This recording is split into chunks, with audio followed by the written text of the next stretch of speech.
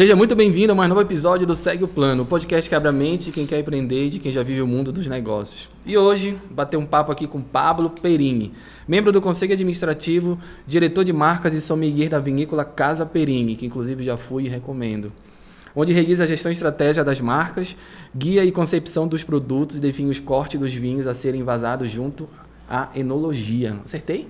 Isso mesmo. Isso. Seja bem-vindo, Paulo. Isso. É muito contigo obrigado, agora. Prazer ter sido convidado, estar aqui podendo falar um pouco sobre a história da vinícola, como é que a gente trabalha, né?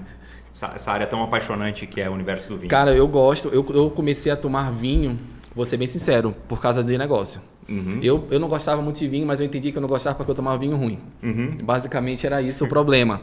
Aí, por eu trabalhar num mercado aqui com um público um pouco mais, entre aspas, ou talvez a verdade seja essa, exigente, né? E que consome vinho, eu me senti obrigado, preciso conhecer esse mundo. Aí, cara, não tem mais volta. Tem até uma frase, né? Que o paladar não retrocede. Não retrocede. E não retrocede de forma nenhuma. E vocês já estão há quase 100 anos nisso aí, né, cara? Exato. Me fala um pouco antes da gente entrar no assunto, que é o mercado do vinho. Aí, já entrando, como é que é o mercado de vinho hoje no Brasil, em especial pra cá, cara? Tá.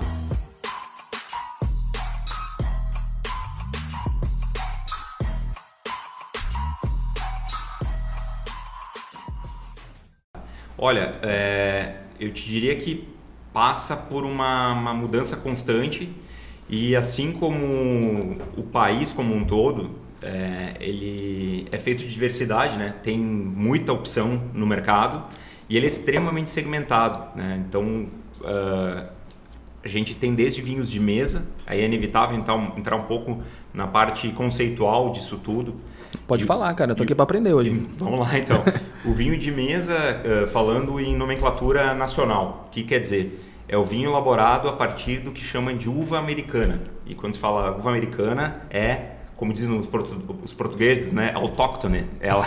Ela é oriunda do continente americano, da mesma maneira que, sei lá, a zebra é da savana africana e o mico-leão dourado é da Amazônia e assim por diante. Então, claro, isso Brasil, né?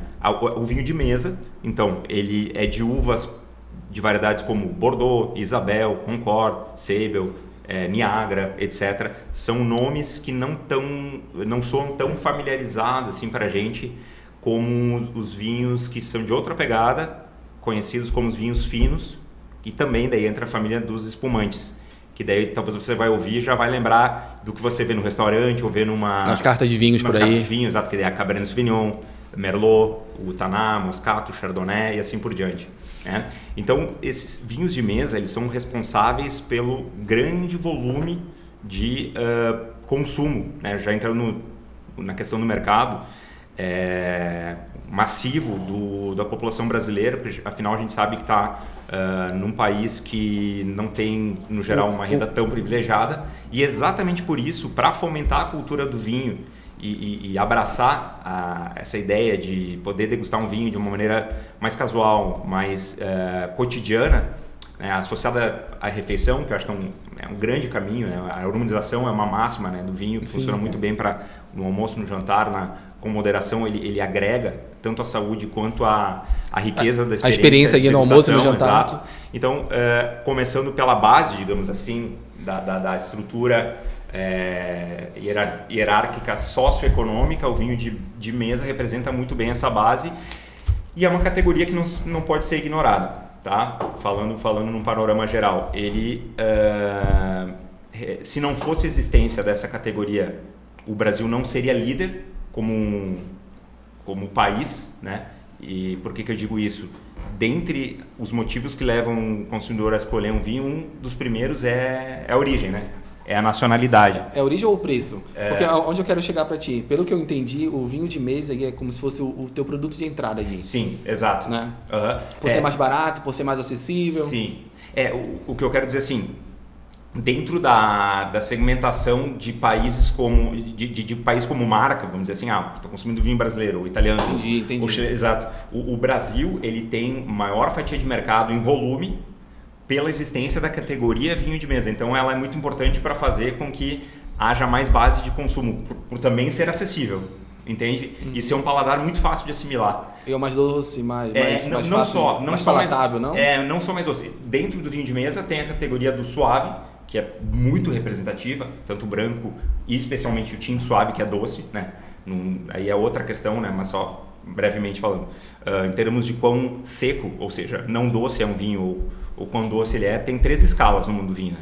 O mais seco é simplesmente vinho seco. Sem adição de açúcar nenhuma? Muito pouca. Intermediário, que é demi-sec, ou semi-seco ou meio seco, que é tudo sinônimo, que é um meio do caminho. E o doce, propriamente, que é o suave. Que, vamos dizer assim, somando as características de mesa, né, que eu comentei, que é popularmente falando, o gostinho da uva que a gente sente, né? É bem isso, porque ele não tem aquela complexidade. É quase um suco de uva. É a uva usada para fazer o suco de uva, então ela é muito familiar ao paladar. A gente sente, remete à infância. Para quem é do interior e tinha algum avô, alguém que tinha um vinhedo desse estilo de uva, vai remeter a isso. Então tem todo esse romance e é mais, vamos dizer assim, mais singelo, não tem compromisso com envelhecimento nem nada, e funciona muito bem para fazer esse consumo mais descomplicado e aproximar. Eu posso falar, Pablo, que funciona muito para introduzir isso no mercado novo? Sim, especialmente para o pessoal mais de base, vamos dizer assim, né, em termos de potencial de consumo.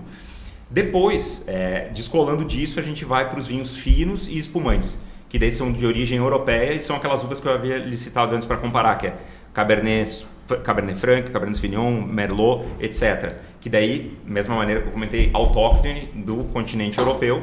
Essas uvas, elas são mais delicadas, requerem um sistema de cultivo diferente, inclusive a maneira como se planta os vinhedos, etc. Elas já vão ter uma complexidade maior, então vai ter notas que remetem a ameixa, a amora, depois de evoluir tabaco, couro, etc. E toda essa complexidade vem também pelo tipo de uva. E isso, normalmente, como você falou, o paladar não retrocede, tende a ir sendo desenvolvido e à medida que a pessoa vai sofisticando o seu paladar, cara, isso mesmo, vai explorando cada vez mais. Ela vai se permitindo a ter novas experiências, ela vai subindo de nível. Vou te dar um exemplo, tipo eu quando eu comecei, provavelmente quando eu provei a primeira vez vinho, me deram um vinho tão intenso que eu não curti. Eu até brincava, doía aqui atrás, assim, sabe? Falei, que porra é essa, horrível. Aí eu fui comer, aí me deram uma uva melhor, aí já foi para um Pinot Suave da Vira, aí foi uma coisa mais tranquila. Eu equiparo muito com cerveja, porque cerveja também tem todas essas nuances, né? Claro. Tem uma cerveja mais leve, mais suave, até chegar numa stout da vida, que é uma coisa que tu bota na boca, pá, dá um impacto. Mais intensa, mais potente, né? Só que quem gosta realmente de cerveja, quem gosta muito de vinho, já vai para um vinho mais complexo, não é? E essa trajetória do cliente, tu consegue ver dentro da Casa Perim, cara? Vocês conseguem ver essa evolução? Vocês conseguem acompanhar o cliente? Sim, normalmente existe isso, e bem como você falou, vai começar tomando vinho fino já, beleza, vamos esquecer o de mesa, né? Aí começa com Pinot Noir, por exemplo, que é uma uva muito elegante, muito delicada, que serve inclusive para elaborar espumantes, depois a gente vai entrar nesse mérito.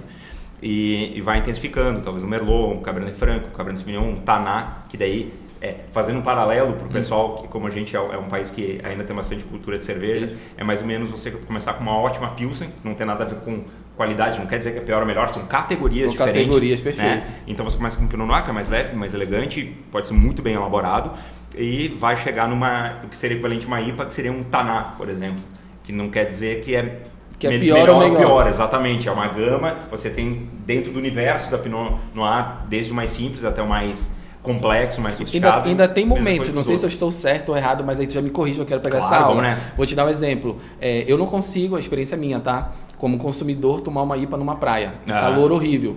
É igual um vinho tinto pesado na boca num sol. Cara, pra mim não combina. Sim. Já combina um vinho branco mais gelado, mais... Exatamente. Existe essa preocupação da marca com essas experiências também? Então, a gente tem sempre a missão de, entre aspas, ajudar a educar o consumo com sugestões do que é o trabalho do sommelier, de harmonização, o que é mais adequado em situação de momento de consumo, ou então harmonização do prato específico com o vinho que combina, isso existe, é uma questão técnica que flerta com o científico. Até para dar melhor experiência do produto. Exato. Mas ao mesmo tempo a gente respeita absolutamente o paladar do consumidor, né? que é o apreciador que vai ter a sua verdade em última instância. E a gente tem, inclusive, como uma das missões como vinícola, ajudar a democratizar e desmistificar o consumo de vinho, para que as pessoas permitam ser felizes apreciando na maneira que bem entender. Isso me lembrou, tem um tio que adora vinho, mora em São Paulo, e fala assim, tio, sabe qual é o melhor vinho?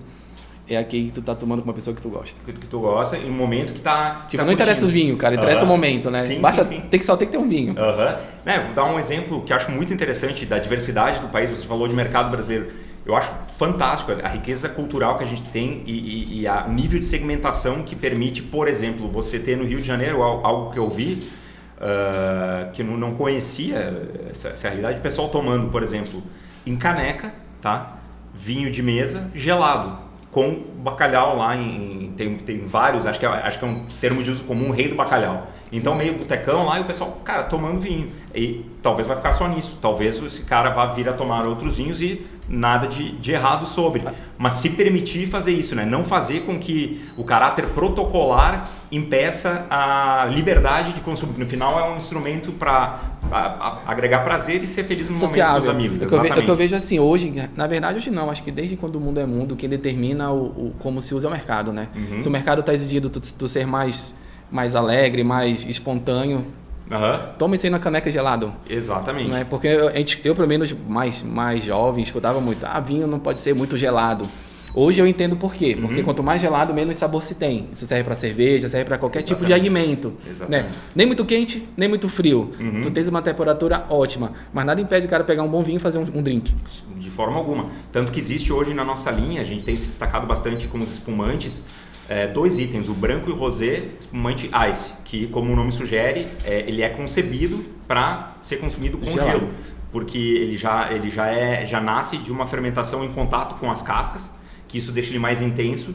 E a gente fez teste, obviamente, uma degustação, colocando ele numa taça de vinho, que é mais bojuda, você consegue botar umas pedras de gelo e ele não fica com aquele efeito diluído, então ele se potencializa nessa experiência e funciona, super legal. Aí o que eu posso dizer? Eu posso dizer que vocês tiveram uma escutativa e escutaram realmente o cliente?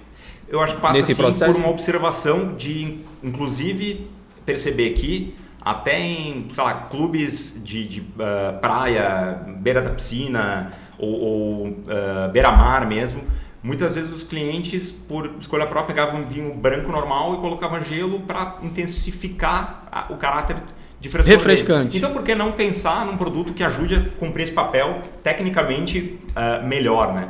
Claro que tem isso e tem até espumantes como método clássico, que a gente chama, que a fermentação é dentro da própria garrafa, que daí eles têm uma austeridade maior, toda uma complexidade. Aí tem a sugestão de temperatura exata, que... É sugestão. A sugestão, exatamente, que não é uma regra absoluta, mas achamos que fica bem mais interessante a experiência de temperatura correta, a taça, etc. Mas sem se tornar um caráter enochato, como a gente diz, né? Que é o chato do vinho, né? Cara, fazendo um paralelo bem rasteiro, Poti, é igual o cara pegar o açaí da gente e levar encher de granola, não sei o que. A nossa sugestão é comer só egg, pô. Isso. Mas o cara come como quiser. Respeitar o ingrediente, mas nada impede que... Nada impede. Exatamente. Cara, aí vamos trazer pra nossa realidade aqui, Pablo. Cara, tu como esse cara que tá desbravando assim, levando a marca da Casa Perini, como tu vê a nossa região? Como é que tu tá trabalhando?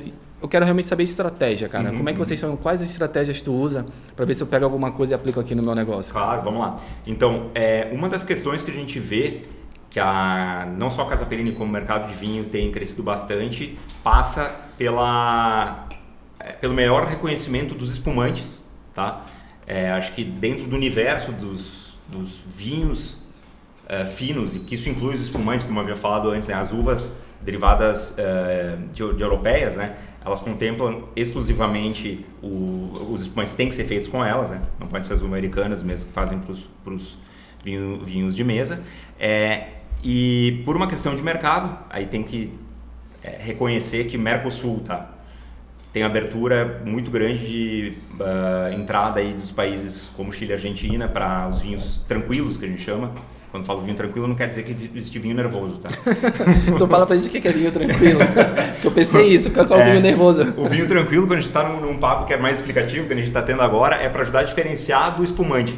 tá? Ah, o espumante é o que tem o gás natural, que é da própria fermentação. E é o nervoso, E né? o tranquilo é o não espumante, que é o vinho que a gente está acostumado, o tinto normal, o branco ou o rosé normal, vamos dizer assim, que não tem o gás.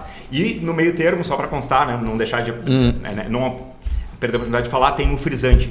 Né? O frisante ele tem gás, mas menos que o espumante. Ele é intermediário entre o tranquilo e o espumante. Então, como a gente tem uma política de mercado, né? Uma economia que facilita a entrada dos nossos irmãos, aí, que também fazem belos trabalhos, acaba que, por consequência disso, em boa parte, começamos a ter uma adesão maior de mercado em relação aos espumantes, porque eles não têm uma produção tão representativa nesse sentido. O Brasil tem, tem de vinho também, porém a de espumante acabou tendo destaque devido ao fato deles não terem isso como um ícone da produção deles, e dessa maneira eles conseguiu cada vez mais conquistar mercado, né? E daí entra na questão de porta de entrada para isso, que eu acho que dentro do universo espumantes, um belo caminho para o brasileiro em geral, que não está tão familiarizado com a cultura do vinho, entra o espumante moscatel, né? Que, para quem não conhece, o espumante moscatel, ele é feito da uva moscato, tá? Que ela é por excelência muito aromática, tem bastante intensidade de aroma e sabor, remete aí a flores brancas, a pêssego, a nectarina, a ameixa amarela, etc. É muito rico. Bem verãozão mesmo. Super. E você tem uma doçura natural nele, né? Então, ao degustar, o processo de elaboração dele faz com que tenha gás, obviamente, porque é um espumante, isso dá frescor, um bom equilíbrio entre doçura natural e acidez. E o que quer dizer doçura natural quando eu digo? É um doce que provém da frutose. A frutose é o açúcar que você sente, inclusive, quando está comendo uma uva ou uma melancia, é o açúcar próprio da fruta, né? que você sente. Porque no processo se interrompe a fermentação, né? Faz com que a levedura consome esse açúcar, pare de agir e fica com um resíduo de açúcar próprio, e a gente vai sentir de uma maneira que não fica tão enjoativo, ele fica fresco. Então não acrescenta açúcar? Não. Eu jurava que acrescentava um pouco mais de açúcar. Depende, aí entre vários depende, porque na indicação de procedência ou indicação geográfica dos moscatos de Farroupilha, da qual faz parte a Casa Perini, que é uma indicação geográfica, seria o equivalente a uma denominação de origem, como é, por exemplo, falando em espumante, o caso da Champagne. Champagne, na verdade, todo mundo fala como uma bebida, mas é uma região dentro da França, onde só lá pode ter... Exatamente, lá produz o champanhe, assim como é o vinho do Porto, dentro da zona demarcada do Porto em Portugal, que daí tem que cumprir as regras de utilizar um certo número X de tipos de uva e seguir processos, etc. E para fazer o moscatel, que é da nossa região, tem que cumprir esse protocolo de não... É um certificado de originalidade. De não adicionar um certo parâmetro de açúcar, usar o natural da própria uva. Exatamente, é o original, e isso vai estabelecer também uma regra dentro desse pacote assim, de regulamentação que existe para estar dentro dessa indicação de procedência, um parâmetro de acidez, e isso é importante para ele não ficar um meláceo, digamos assim, para ele ter uma... Até porque muito açúcar vai ficar enjoativo. Exatamente. Isso torna muito convidativo, porque eu acho que hoje esse universo de diversidade que existe no mundo do vinho, e modéstia à parte, acho que a Casa Perini oferece uma gama muito ampla. Eu poderia apostar, você que já foi lá, né? Se alguém fizer uma imersão e dizer, não sou muito fã de vinho, não gosto. Se o cara pegar de A a Z do mix começa por vinho branco, tem seco, demi-sec, suave, frisante, espumante do mais leve ou mais intenso. Exatamente, alguma coisa vai bater na veia. Então o cara pode achar ali e curtir aquilo o resto da vida, não tem nada de errado, mas vai achar o vinho que é do seu gosto, ou ir ampliando ou mudando o paladar. Então o universo de possibilidades é gigantesco, e eu acho que dentro disso a gente, através do moscatel e dos espumantes, que são muito familiares para a alegria do povo brasileiro como um todo, eles são muito familiares ao paladar e começam com situações festivas, ainda tem sim sazonalidade de ser uma bebida mais lembrada nas ocasiões festivas, como especialmente Natal e virada de ano, etc. Mas já está permeando cada vez mais. Poxa, tem a formatura, vai fazer. casamento, por óbvio. Uma região mais quente como essa, que bebe mais gelado, alguma coisa assim. Também existe isso. E ajuda a trazer cada vez mais para o cotidiano. Então a gente tem, inclusive, fomentado algo que é muito legal, porque o espumante ele é um coringa na harmonização, que é a combinação com comida, né? Um espumante brut, por exemplo, o espumante que vai para a linha um pouco mais seco, não tem a ver com o moscatel, ele navega muito bem numa refeição da entrada à sobremesa.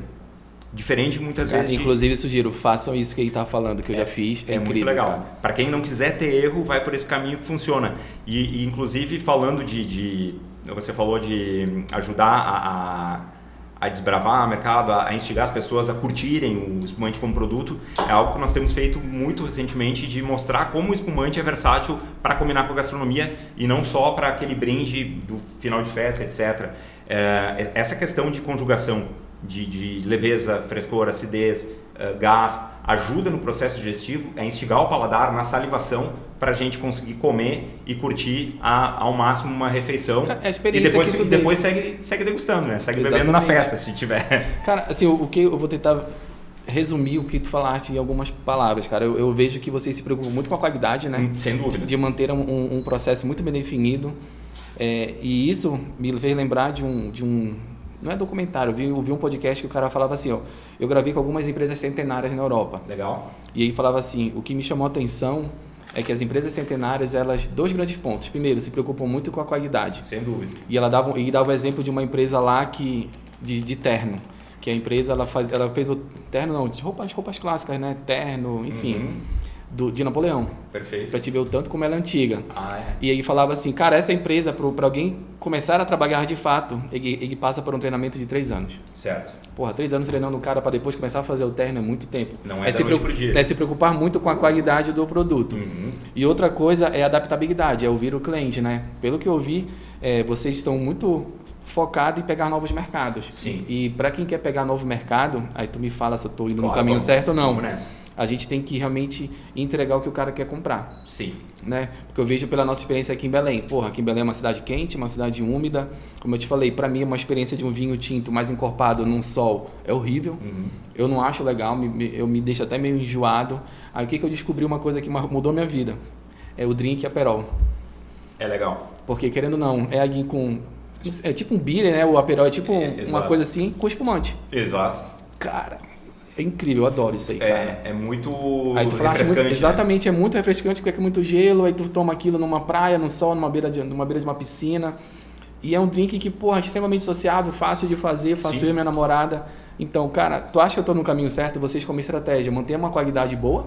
Sim. E escuta muito o cliente, entrega o que ele quer. Exato. É mais ou menos essa estratégia? É por aí, com certeza. Inclusive você falou no Aperol, o clássico é elaborado com espumante Prosecco, inclusive. Exatamente. Que é a Prosecco é uma uva italiana, que a gente foi uma das vinícolas pioneiras no Brasil a importar as mudas de Prosecco para a Serra Gaúcha, plantou e funciona super bem, espumante leve, refrescante, né? O nosso é um brut, no caso, em termos de quão seco ele é, né? Ele não é demi-seco, não é doce. Eu prefiro, inclusive, tem gente que faz com mais... Fazer com moscatel, que é mais doce e tal. Eu prefiro ele mais... porque eu gosto de bebida mais seca. Entendi. E até porque o Aperol, apesar de ser uma espécie de bitter, ele tem uma doçura, né? Tem uma doçura. Daí, dessa maneira, a gente consegue... equilibrar o paladar aí. Mas funciona super bem. Isso aí é uma boa maneira de começar a se familiarizar. E voltando para a questão que você falou de foco em qualidade, de desbravar novos mercados, lendo o que o consumidor quer... Cara, isso fala muito com a ideia da Casa Perini, porque nós fomos pioneiros em relação ao lançamento de um moscatel 100% brasileiro. Né? Lá em 1998, né, já faz algum tempo, até então não existia moscatel e como a gente comentou, ele é um estilo de bebida que... eu não citei isso, né? A gente interrompe a fermentação dele, então ele fica com açúcar natural, residual, que se equilibra com acidez, então dá um paladar para quem curte equilíbrio perfeito. E ele tem uma graduação alcoólica mais baixa. Aí vai embora, o cara pode beber mais. Exatamente. E para quem não está tanto acostumado com vinho, que tem mais álcool ao natural do que outros fermentados, ele é uma boa porta de entrada para assimilar isso. Depois desse começo de trabalho com moscatel, a gente foi aprimorando, é claro, por ter sido pioneira, sempre buscando os métodos que mais fizessem que evoluísse essa bebida. Se fez esse trabalho de mapeamento de uma região dentro de Farroupilha, que é a cidade onde a gente se localiza, junto com uma entidade de classe que faz estudos, né, de tipo de solo, de índice pluviométrico, quanto chove, etc., para poder criar essa indicação de procedência. E depois de ter conquistado isso, junto aos colegas lá da região, né, que é essa certificação de origem, assim como eu falei... E que ajuda todo mundo na região. Ajuda todo mundo, é muito legal, né? Da tipicidade, não, comprando daqui você sabe que vai ter procedência e um estilo muito semelhante. Daí, claro, cada produtor vai ter suas peculiaridades.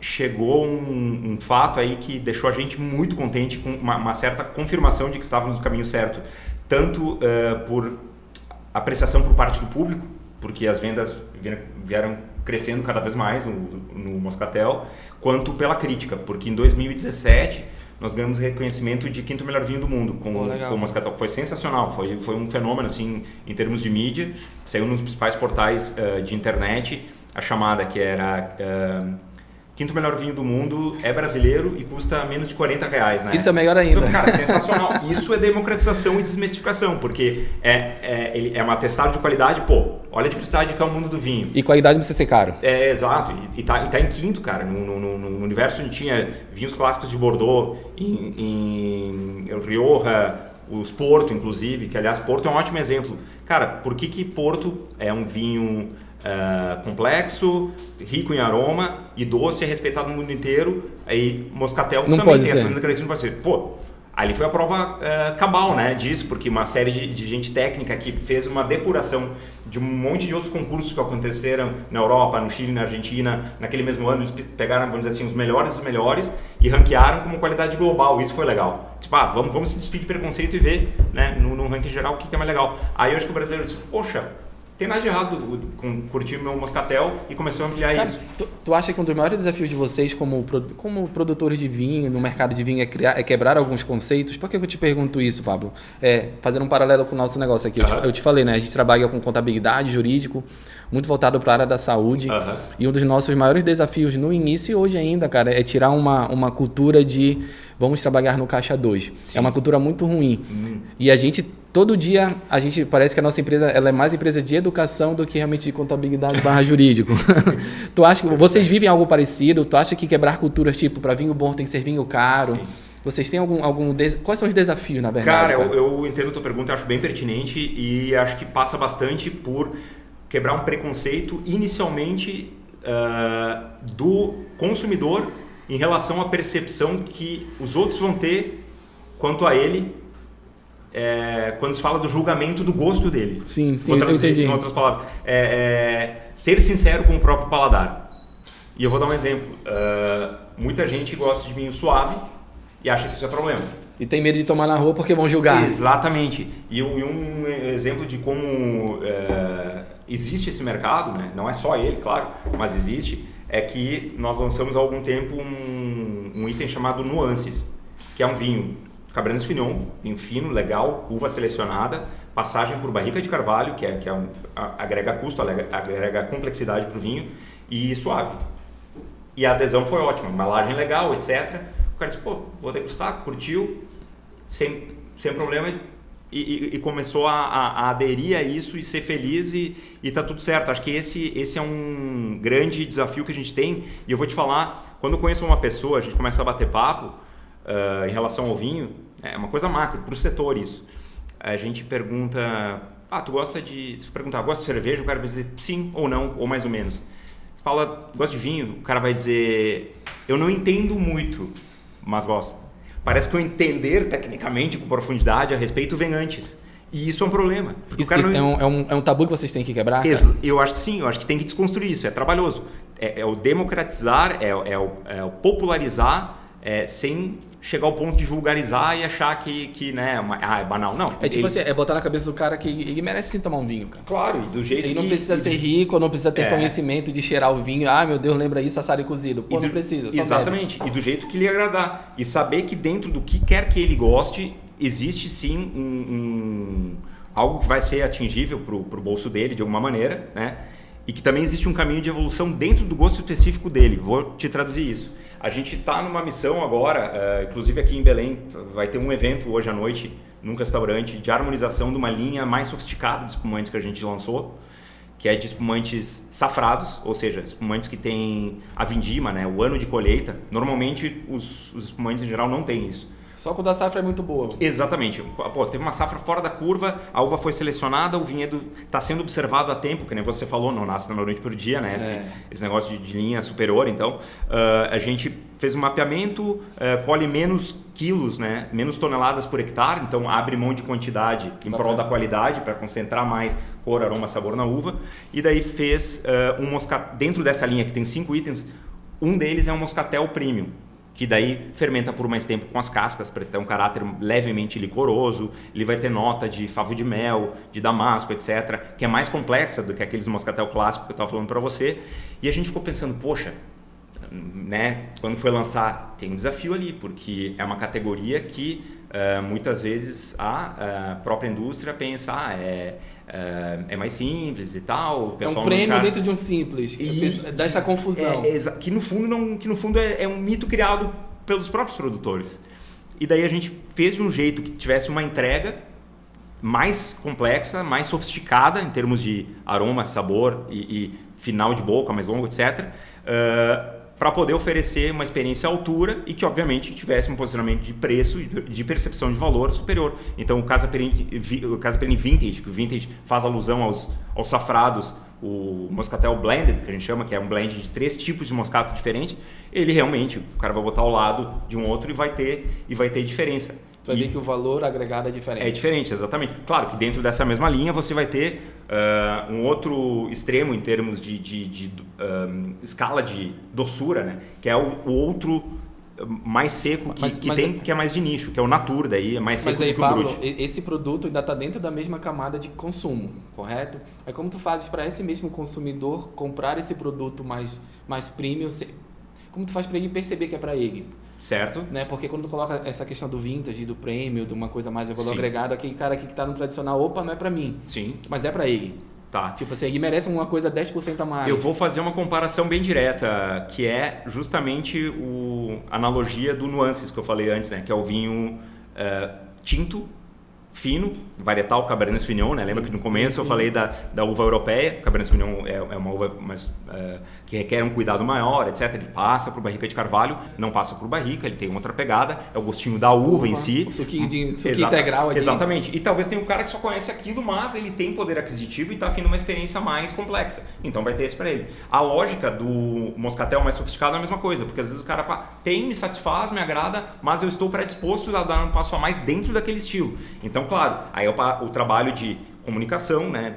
Tudo que a gente alcança em redes sociais, em assessoria de imprensa, os meios convencionais e também o peregrinação, como eu falei, que é justamente o tete a tete. Eu acho que o vinho ele passa muito por aquilo que a gente está fazendo agora, né? De fazer as pessoas entenderem, e quanto mais descompromissada e leve for a maneira, melhor. E degustar.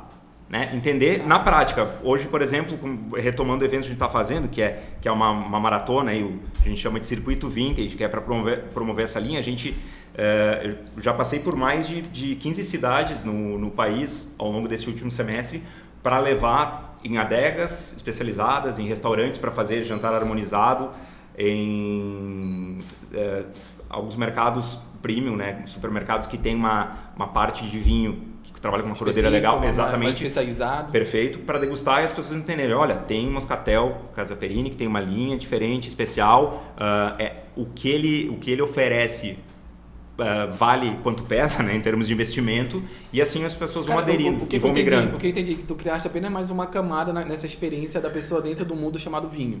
Exatamente, e uma camada dentro de um desejo latente, talvez boa parte das pessoas esperasse e até não existia. Aí fica aquela coisa, o que vem antes, o ovo ou a galinha? Não, vamos dar um passo a mais e descobrir isso. E né? eu acho sensacional porque coincide muito com a nossa mentalidade. Vou te dar um exemplo, um dado que tem muito forte aqui, que a gente fala em todas as palestras que a gente vai. 1% da população aqui considerada rica no Pará. Tu não vai acreditar, para ser rico aqui no Pará, ou esse 1%, a pessoa tem que ganhar R$10 mil. E de acordo com o Ministério do Trabalho é isso. Porra, aí tu vai para a classe média, 10%, então tu consegues ir para um mercado onde a concorrência é menor. Claro. Apesar de ter um pouco mais de produto, mas é melhor tu concorrer com 10% do que tu concorrer com 1% aí de público. Sim. Então, sim. Em termos de mercado, para mim faz muito sentido. Claro. E essa visão, já com esse pano de fundo, aí a pergunta que eu quero até um pouco mais polêmica. Por que vocês vieram para o norte? Tem uma coisa especial? É um mercado que tu tá desbravando? É um mercado que pouca gente vê? É por causa da COP? Por quê? Sim. Eu acho que, assim como todas as outras regiões, tem sim uma camada da população que tem interesse em conhecer o mundo do vinho e toda a sua complexidade, porque, afinal de contas, a população, em termos macro, não é pequena, né? Sim. Então, dentro disso, acho que tem uma boa parte que vai ser ou um consumidor em potencial que está ali, já vai entender, já está familiarizado com o mundo do vinho e começar a aderir, ou ver com um aspecto aspiracional, né? Tomar conhecimento que existe esse universo para que, pouco a pouco, à medida que ele tem alguma ascensão, incorpore. Mas o mais crucial, eu acho, em relação à resposta que eu vou te dar da pergunta, em termos macro, é que a maior parte das pessoas que tem o potencial para desfrutar desse universo maravilhoso de vinho fino, talvez ainda não o façam. O mercado é pequeno ainda para vocês? Do jeito que poderiam. Eu acho que o consumo per capita ainda é baixo. Ainda é baixo. E talvez nessas regiões que tem um pessoal que ia consumir vinho, eles ainda estão com um hábito voltado para outras bebidas. Então, acho que o fomentar isso, esse trabalho pela categoria, pelo setor, ele é bem fundamental. Não passa assim por... poxa, não tem tanta gente na pirâmide, vamos dizer, que estaria enquadrada nesse potencial direto, mas eles podem vir a descobrir como é legal a cultura do vinho e o hábito do vinho, vamos dizer assim, muito mais do que uma bebida alcoólica, como a gente diz na Europa, que é um país que tem isso muito maduro, já um consumo muito milenar, forte. Exato. Ele pode ser incorporado com um caráter de cultura associada à gastronomia diária, né? Uma taça no almoço, no jantar, com um certo caráter, inclusive, de saudabilidade pelos benefícios que a gente sabe que existe. Eu acho que ele ajuda a fomentar uma cultura que descola, obviamente sem nenhum caráter de depreciação, porque claro, toda bebida você tem seu momento, de alguma bebida destilada, vamos dizer, terminou meu dia, agora vou tomar aí uma bebida só para relaxar e pronto. Não, eu acho que ele tem todo um apelo que potencializa um prazer de um universo chamado enogastronomia, que é o vinho associado à comida para uma coisa somar a outra e o cara descobrir culturas diferentes. Tipo assim, porra, eu cheguei uma sexta, eu pedi uma pizza, vou abrir uma meia garrafa aqui. Exatamente, é nessa pegada. E outra também que eu vejo um potencial muito forte aqui em Belém, no Pará e no Norte como um todo, que é uma afinidade muito grande de dois expoentes que tem muita personalidade dentro, de novo, da do vinho e da gastronomia, da culinária. Os vinhos e espumantes, que é o que a gente tá dando foco nesse circuito agora, que me traz aqui, brasileiros, eles têm a aprovação do público, dos consumidores, cada um o seu estilo, seja um moscatel mais doce, um brut mais fresco, um natur, que é extremamente seco, que é um público mais de nicho, mas também é interessante. As pessoas curtem, tem validação crítica e premiações, etc. Mundo afora. E tem muita personalidade por causa do terroir, que é o conjunto de solo e clima que vem de lá. E aqui tem uma gastronomia que foi colocada no mapa internacional com uma personalidade invejável, cara. Eu acho sensacional. Já falei para as pessoas aqui, vocês têm jambu, vocês têm filhote, tem pirarucu. Sabores diferentes. Cara, isso é uma riqueza. Acho que qualquer chefe de cozinha internacional ia estar na Disneylândia aqui. O cara fica louco aqui. Exatamente. E isso dá muito match aí com o negócio do vinho. Inclusive com o próprio espumante. Hoje vai ter um menu aí de 5 passos que a gente consegue, por exemplo, pegar o tucupi, que é uma comida, um ingrediente, né, associado ao arroz ou um peixe, que ele tem uma acidez longa no final, que tem que provar para conhecer, né? Já é difícil falar... Tem gosto de quê? De tucupi, sei lá de quê. Exatamente, já é difícil falar de vinho, né, cara? Traduzir em palavras, vamos falar em tucupi, jambu, etc. E daí se você pegar um espumante mais sofisticado, como a gente falou, que tem uma acidez maior, que prolonga no final, ele combina muito bem. Então acho que trazer para as pessoas que são apreciadoras da gastronomia, mostrar que o espumante funciona, ele e o vinho, isso passa por um viés científico do sensorial, né, da apreciação dos sentidos, como nenhuma outra bebida para ser incorporado no cotidiano da nossa apreciação gastronômica. Eu acho que é literalmente um prato e uma taça cheia, né, para se estudar as possibilidades em cima. Então essa conjunção da riqueza cultural / gastronômica aqui da região, essa base que ainda se pode criar de gente que venha se deslumbrar com esse universo, ver o quão legal é curtir vinho com a comida local, dá muito pano para manga. Cara, eu acho assim que o mercado é amplo, né, cara? Sem dúvida. É mais fácil tu conseguir mercado aqui do que pro Sul e Sudeste, que já tá bem concorrido. Querendo ou não, a cultura lá é muito mais focada no vinho. Exatamente. Perfeito, ajudou a traduzir o que está comentando. Claro, a gente sabe da importância como você falou, da região Sudeste, é um dos motores econômicos aí do país. É o motor do Brasil, né, cara? Exato. Mas tem outros mercados que estão... Sem dúvida, tem muita oportunidade. E também, dentro disso, você está falando em fomento ao consumo, em entender que o vinho espumante é para todas as horas. A gente também tenta usar apelos que sejam legais, assim, descolados, né? Dentre os motes que a gente tem que se busca com a Casa Perini é ser uma vinícola legal, descolada. Então a gente fez uma coleção de baldes colecionáveis, que eles são de metal rígido, e a gente fez um trabalho de chegar ao trade, chegar ao varejo e em lojas mais especializadas. Exatamente, ou que sejam supermercados bem posicionados, com essas latas com artes muito bonitas, assim, nas quais vão 7 garrafas.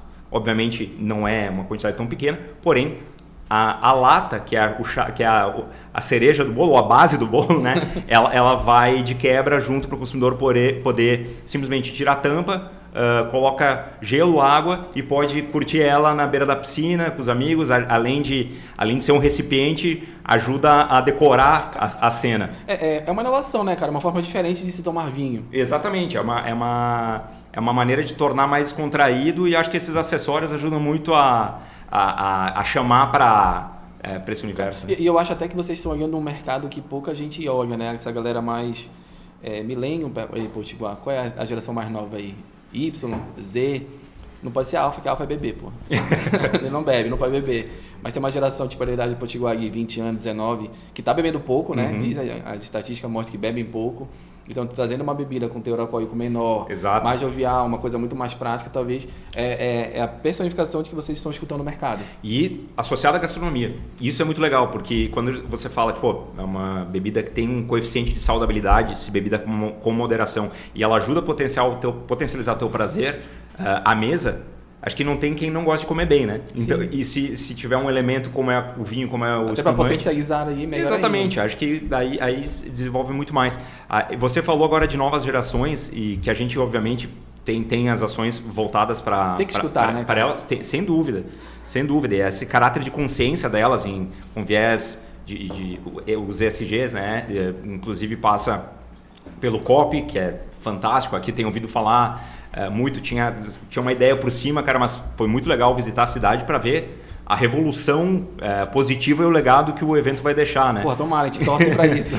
Então tudo isso que eu estou contextualizando, acho que converge com a forma de pensar das novas gerações, que passa, inclusive, pela essa consciência ambiental, social, e nós temos um projeto chamado Casa Perini Solidário, por esse viés. Pô, legal.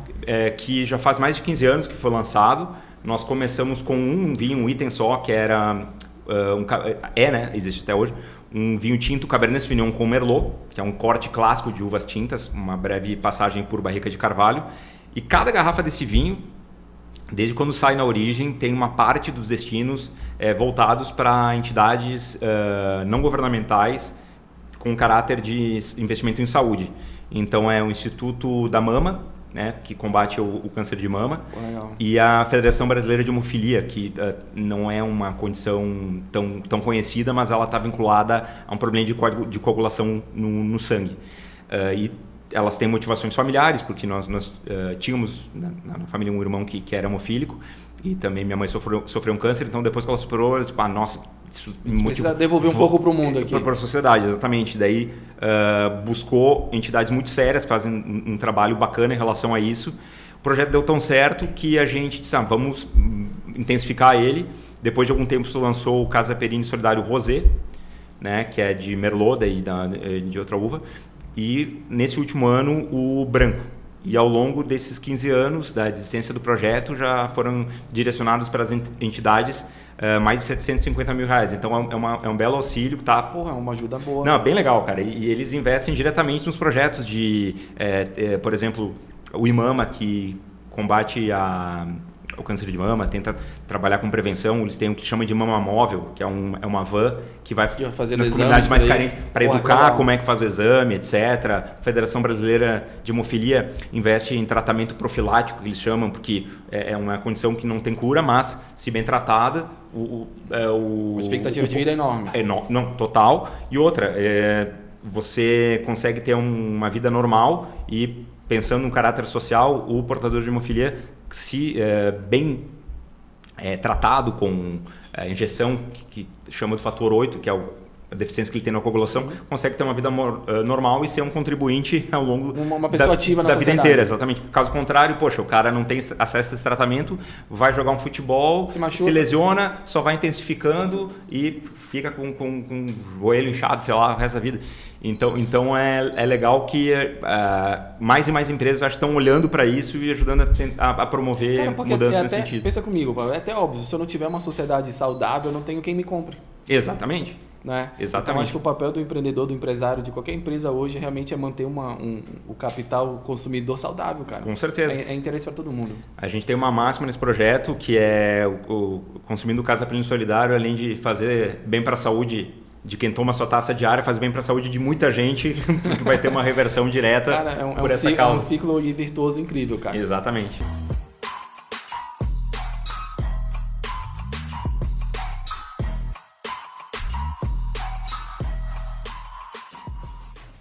Pablo, a gente está terminando, o papo vai rápido, tá o quê? 46 minutos.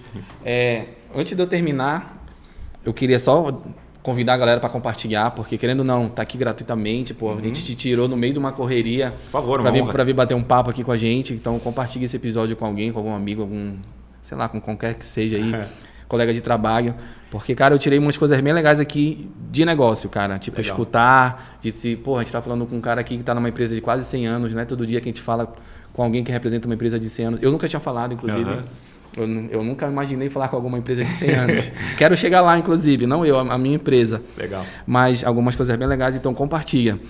Dito isso, cara, o que tu tem para falar pra gente aqui do mercado? Tu quer deixar algum recado? Esquecer de falar alguma coisa sobre vinho, sobre o norte, sobre como mistura o vinho com o norte? Sei lá, dá uma... Olha, é contigo. Eu diria que o vinho é prazer, é saúde, é alegria, né? Fazer um convite às pessoas para descobrirem esse universo, que quem não gostar quem tiver restrição a qualquer nível de álcool, também tem como alternativa de saudabilidade também o suco de uva. Né? Nós temos um selo de pureza absoluta, que não tem nada, nem água, nem corante, nem conservante, porque tem outras categorias que levam. E deixar claro que para as pessoas serem felizes ao descobrir esse universo que é para unir as pessoas. Quando tem vinho à mesa, a gente, vamos dizer assim, se desarma. Eu digo que a mesa é mais alegre. Exatamente. Ele é um elemento social, que é para curtir, que é para ser feliz. E também deixar o convite para as pessoas, quando tiverem a oportunidade de ir lá para o sul, visitar na cidade de Farroupilha. Cara, visitem, que é incrível. Visitar a cidade de Farroupilha. Lá na vinícola a gente tem alguns projetos bem bacanas. Para quem curte pedalar, tem um bike tour, que você sobe até um belvedere para fazer um piquenique com frios, com vinho, depois termina a pedalada no meio dos vinhedos, aí depois é morro abaixo, fica mais tranquilo depois de ter curtido, vai só freando até de volta à vinícola. Eu corro com a minha namorada, eu sei que tem uma corrida também. Corrida que a hidratação é vinho, cara. Exatamente, E lá a gente tem a Vino Run, inclusive, que é uma corrida que a gente começou todas as edições no inverno e deu tão certo que ela já está fazendo de verão. Quem tiver interesse, por favor, com a vontade aí no Instagram, @Casaperini, e lá tem um link de enoturismo, de todas as atividades, dá para descobrir. E de novo, muito obrigado pelo convite, é um prazer, cara, pode contar sempre com a gente para bater esse papo. Pelo visto, vão estar sempre aqui, Potiguar, não é? Então, cara, de novo, obrigado pelo teu tempo, Pablo. E só os recados aqui, né, Potiguar? A gente todo dia 1º, 10 e 20 de cada mês. Acredito que esse é o último episódio da temporada, né? Vai pro dia 20 de dezembro aqui. Mas voltaremos com mais conteúdo, com mais gente para bater papo em janeiro. É isso, né? Acompanha a gente. YouTube, Instagram, qualquer lugar que a gente apareça. O que mais, Potiguar? Quer deixar alguma mensagem de final de ano pra galera? Não. Feliz ano novo. Já? Tá. Mas com essa vontade tá fora. Mas Pablo, de novo, muito obrigado. Obrigado mesmo. Obrigado por todo mundo. Ela devia, inclusive, estar aqui com a gente. Né? Obrigado. E é isso, né, Poti? Né, Gerson? E redes sociais dele também. Tuas redes sociais, cara. Já esquecendo. O papo tá fluindo. @Pablo Perini. Pablo Perini. E @Casa Perini, é isso? E @Casa Perini. Aí, através do Insta, você tem acesso ao site, ao Linktree que tem no turismo para visitar, etc. E é isso. E tem uma máxima que eu digo que quem está se familiarizando com o mundo do vinho e está chegando junto nessa causa, descobrindo esse universo, estamos todos no mesmo barco e ainda bem que o nosso mar é de vinho, porque se cair a gente se diverte. Isso mesmo, pessoal. Abraço.